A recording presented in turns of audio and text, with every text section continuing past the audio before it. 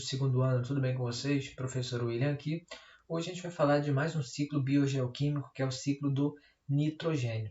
Esse aqui está um pouquinho separado dos outros porque ele tem algumas complexidades, eles envolvem aqui outros organismos vivos e a gente vai entender melhor como que ele ocorre. Por que esse nitrogênio ele é tão importante? Basicamente ele vai ser aí, a composição de muitas das proteínas, tá? Tanto é que quando você tem o consumo exagerado de proteínas, você tem a produção exagerada de excretas nitrogenadas e além de estar presente aí aonde? Nos aminoácidos e na questão das bases nitrogenadas do nosso DNA, do nosso RNA. Então a importância dele é vital para os seres vivos.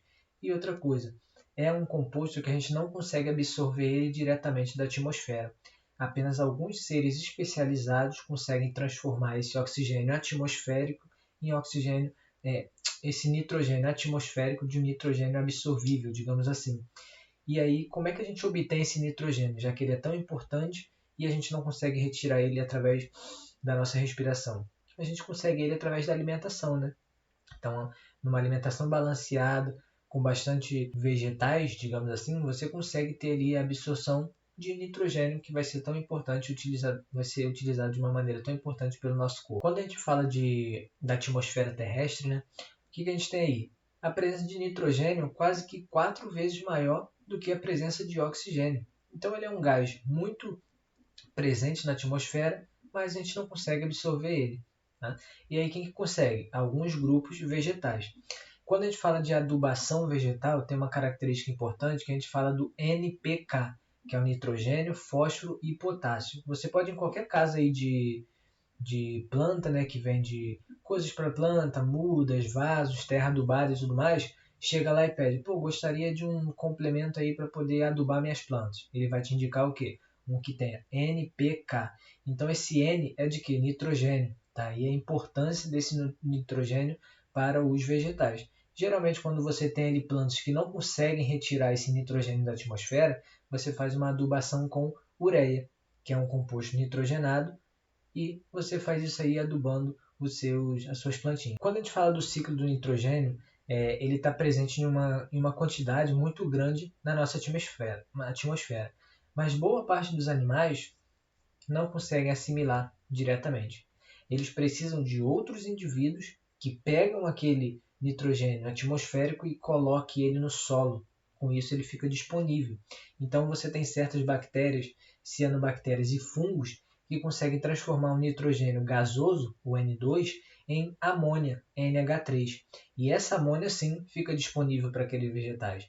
Então o ciclo do nitrogênio ele envolve, além de atmosfera e vegetais, ele envolve também micro-organismos que fazem a reciclagem desse mineral, que é o nitrogênio. Então, olha lá, a gente tem, o que é importante a gente saber aqui? Que na raiz das leguminosas, você tem a presença de um mutualismo muito bom entre a própria raiz e, e alguns tipos de bactérias, tá? Do gênero Rhizobium.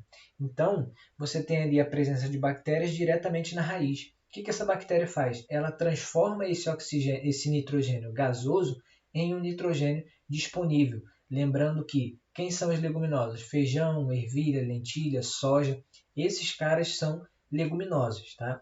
E eles têm essa importante função de fixação do quê? Do nitrogênio no solo. Então a primeira etapa é a etapa de quê? De fixação. Você tem essas bactérias do gênero Rhizobium, tá? Que são bactérias fixadoras, pegando esse nitrogênio da atmosfera, esse N2, fazendo um processo que a gente chama de amonização ou amonificação, que é você transformar esse nitrogênio em amônia. Além dessas bactérias do gênero Rhizobium, você também tem outros micro-organismos que fazem esse processo de amonificação.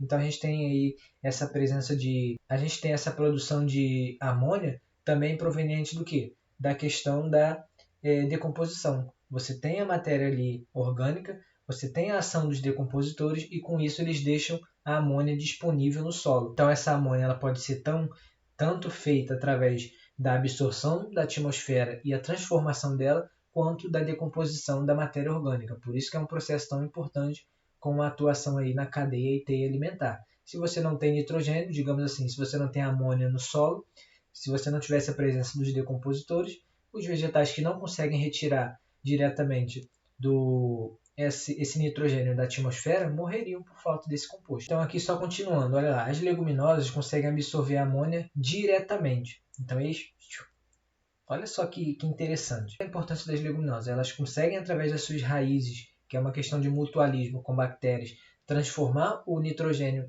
atmosférico em amônia, tá? E aí essa amônia ela pode ser absorvida diretamente pelos próprios leguminosos ou pode sofrer outras transformações químicas. Tá? E essa amônia que fica disponível no solo, que não foi absorvida pelos vegetais, que sobrou, digamos assim, ela vai passar por alguns processos quimio-sintetizantes, tá? Por bactérias do gênero Nitrosomonas e Nitrobacter. O que essas bactérias vão fazer? Elas vão transformar essa amônia em outros compostos, que vai ser o nitrito e o nitrato, respectivamente. Então você tem vários processos químicos e biológicos acontecendo ao longo de todo o ciclo do nitrogênio. Então o nitrato ele vai ser o composto químico, né, nitrogenado mais facilmente absorvido por quem? Pelos vegetais. Então você tem toda uma questão ali de nitrogênio, transforma em amônia, a amônia vira nitrito e depois vira nitrato. Mas quem que faz ela virar isso? São micro-organismos. E lá no final você vai ter esse nitrato sendo absorvido com mais facilidade pelos organismos maiores, pelos vegetais. Nitrosação, que é você pegar a amônia e transformar em nitrito, e depois nitratação, que é você pegar esse nitrito e transformar em nitrato. Então você tem todo esse ciclo ocorrendo, ó. Você nem sabe disso. Muitas vezes você não tinha nem ideia, mas ele está ocorrendo a todo momento. Olha aqui, o que é essa nitrificação? É o processo relacionado às etapas de nitrosação e nitratação. Então, todos esses dois, como é que eu posso dizer? Todos esses dois mecanismos de transformar em nitrito e transformar em nitrato, a gente pode chamar eles dois de nitrificação, que é você transformar uma substância amônica do tipo nitrato ou nitrito. Tá? E a gente tem também a desnitrificação, que é o processo em que bactérias do gênero Pseudomonas conseguem pegar o nitrito ou nitrato e fazer ele virar nitrogênio. Então, olha que louco, você tem bactérias que transformam desde o nitrogênio até chegar ao nitrito. E você tem outras bactérias que pegam o nitrito e transformam no nitrogênio outra vez. Então você tem um ciclo aí se fechando. Por isso que a gente chama que é um ciclo biogeoquímico. Envolve transformações químicas, participação dos seres vivos e participação de matérias ali sólidas e tudo mais, gases, minerais, de certa forma. Aqui, só mostrando as etapas do ciclo, você tem a fixação do nitrogênio em amônia feita pelas bactérias do gênero Rhizobium, que estão muito presentes nas raízes das leguminosas. Depois a gente tem o processo de nitrosação, que são bactérias do gênero Nitrosomonas presentes no solo, que vão transformar aquela amônia em nitrito. Depois você tem a nitratação, que são bactérias do gênero Nitrobacter, que vão pegar esse nitrito e transformar ele em nitrato. Esse nitrato vai ser muito bem absorvido pelos vegetais, obrigado.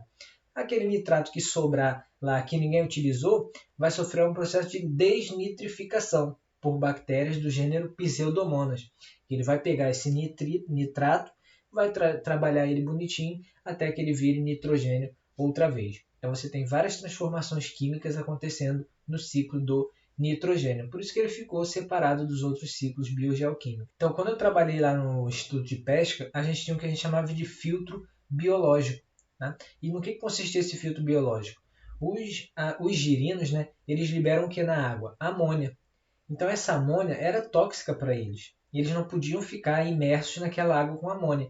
Então a gente tinha um processo de filtro biológico. Por que filtro biológico? Porque a gente utilizava bactérias, olha ali as bactérias, ó, que faziam todo o processo de transformar aquela amônia em materiais mais leves, que não levassem à morte daqueles girinos, né? Que o girino é a fasezinha ali larval dos anfíbios, no nosso caso da rantouro.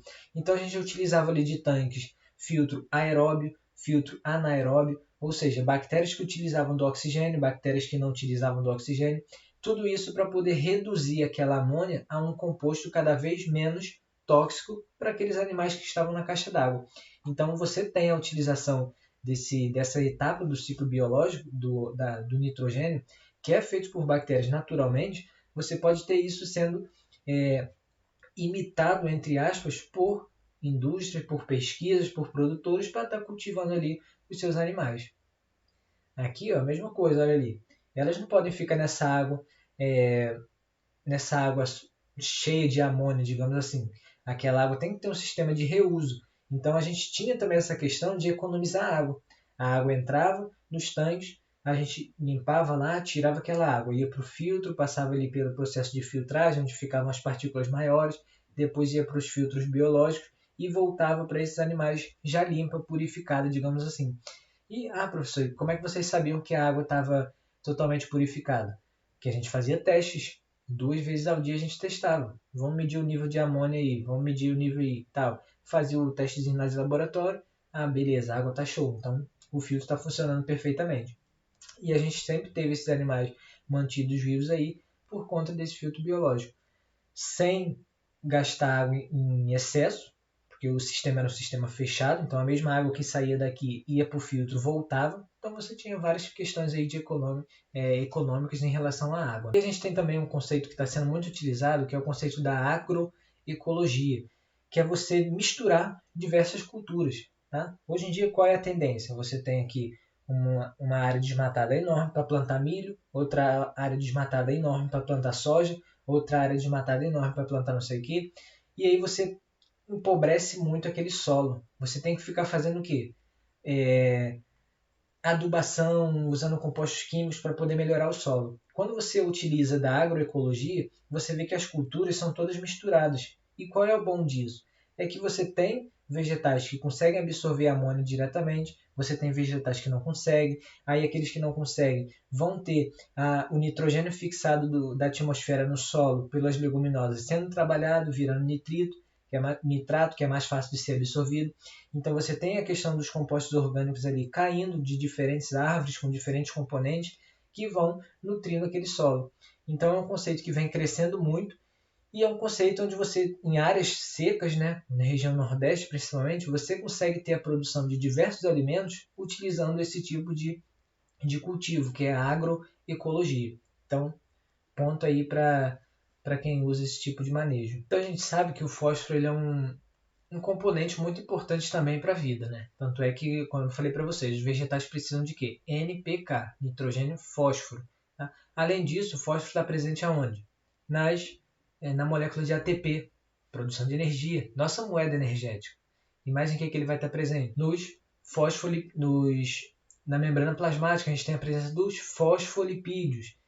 No material genético, a gente tem o quê? Um açúcar, uma base nitrogenada e um grupamento fosfato. Então, o fósforo ele é muito importante na manutenção da vida também. Tá? E como é que funciona o ciclo desse fósforo? Então, o fósforo ele pode ser o íon de fósforo, ele pode ser absorvido tranquilamente pelos vegetais, onde ele vai ser trabalhado e vai ser transformado ali em ácidos nucleicos. Outros animais, quando se alimentam desses vegetais, mandam para dentro esse ácido nucleico, você vai ter aquela degradação através das nucleases dentro do corpo daquele animal e você vai ter pelo processo de excreção das fezes, até mesmo da decomposição de matéria orgânica, você vai ter aquele fósforo voltando para a natureza de uma maneira solúvel. E por ele ser solúvel, ele pode estar indo para áreas alagadas, mares, rios, lagoas, e os oceanos eles são riquíssimos em fósforo. Tá? E aí você tem o quê? Você tem os peixes, né, tendo aquele fósforo presente no ambiente deles. Você tem as aves comendo aqueles peixes. Os peixes são ricos em fósforo também. E aí você tem aquela ave se alimentando daquele mineral. Outra coisa que pode acontecer, a incorporação desse fósforo em rochas. Tá? Então você pode ter isso ocorrendo também. E depois, conforme você vai tendo a degradação, você vai tendo a liberação daquele fósforo no ambiente. E como eu falei, as aves como vão se alimentar dos peixes e os peixes são ricos em fósforo, quando elas fizerem as excretas delas, as aves no caso, elas vão estar disseminando pelo solo, pelo ambiente, o quê? O próprio fósforo. Então você tem o vegetal conseguindo assimilar aquele fósforo no ambiente, produzindo ali suas folhas, ácido nucleico, vai o animalzinho lá, come o tecido, parará. Todo ciclo se renova, se reciclando. Esse é o ciclo do fósforo, que também, assim como o nitrogênio, é bastante importante para a manutenção da vida. Além de ser um elemento mineral muito importante na parte de floração. Tanto é que quando você tem problemas ali onde a sua planta, vamos supor, um pé de jabuticaba, ele não está florando, se ele não está florando, ele não vai ter fruto. E um dos problemas aí é o quê? Falta de fósforo. Aí você compra o tal do NPK ou você compra apenas o fósforo mesmo em alguma outra condição. Você aduba aquela terra e aí você pode estar tendo esse problema sendo sanado, porque ele é muito importante na questão da floração dos vegetais. Então, galera, muito obrigado pela atenção. Espero que tenham gostado da aula e teremos nosso encontro do Zoom para conversar mais sobre o assunto e tirar dúvidas. Valeu!